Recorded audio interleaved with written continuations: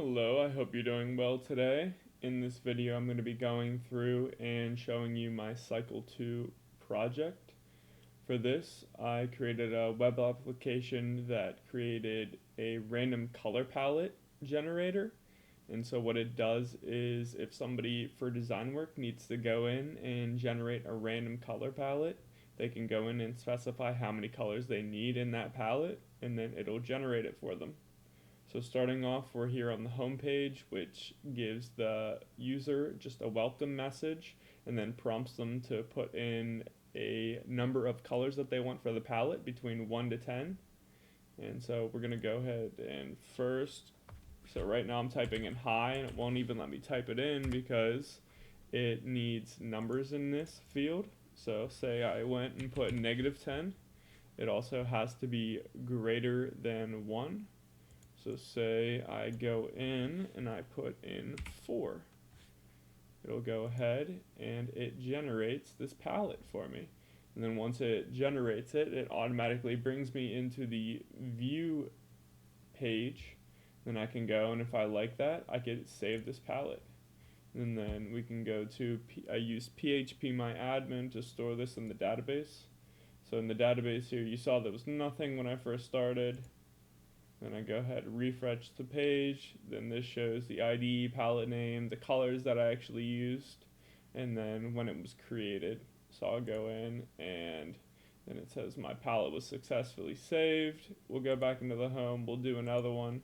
Say when you want to do one for 6, generate, and I like it, we'll save it again. It's saved again. We can view both of these also here. And then you could see we'll refresh the database and that new one came. Say I come back here and I don't really like this one. I don't like that there's 2 greens or whatever. We can go ahead, delete it. It deletes it here. Come back to the database and it's gone, and then we could do this for, even just one color. If we want to generate one, it'll save it.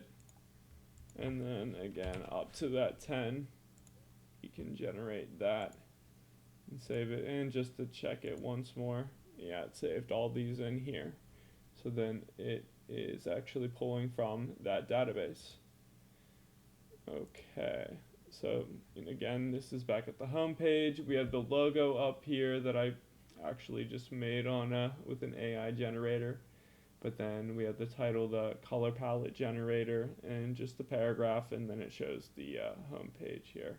So then we can actually go into the actual code of this to show what's going on here. We'll start with the connect page.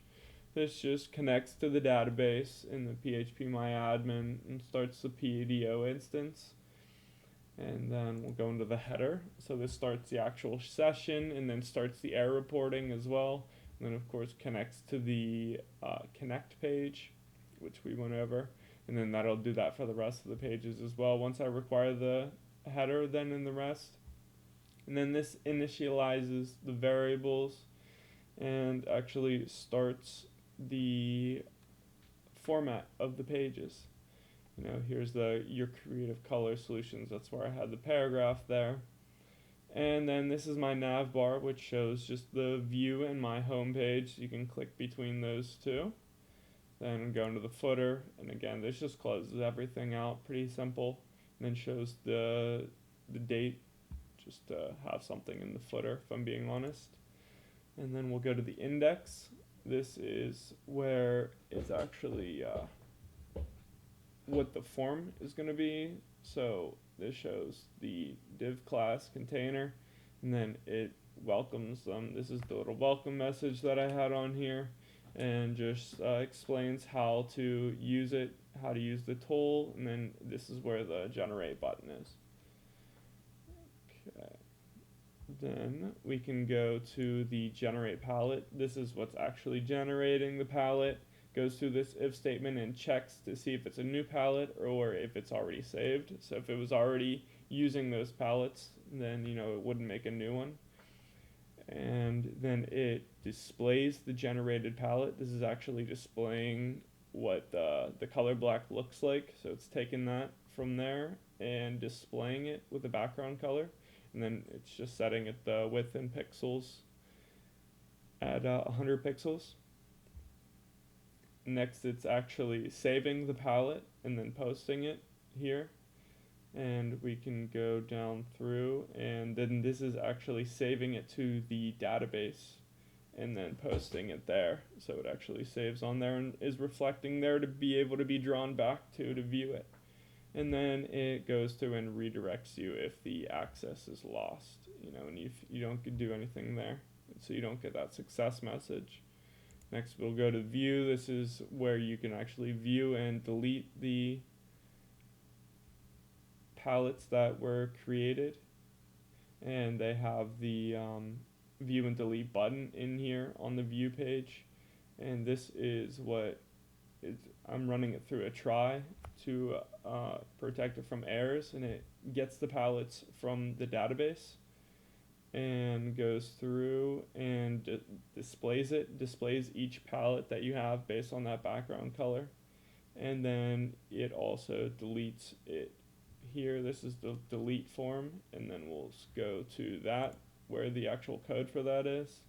And then this checks the request is a post and the ID is set first with that if statement, and then it tries to prepare and execute the delete statement to delete it off of the database there, and then it redirects you back to the view page so you can view those. And this is just different styling that I put in, different things that I've got offline, and just to make the thing look a little bit better. Here's the README page, which goes through the description, the dependencies, the usage, future work, and major project relevance. So some things that I have in here is my majors information systems, and this definitely allowed me to work on full stack development, database management, and just UI creation.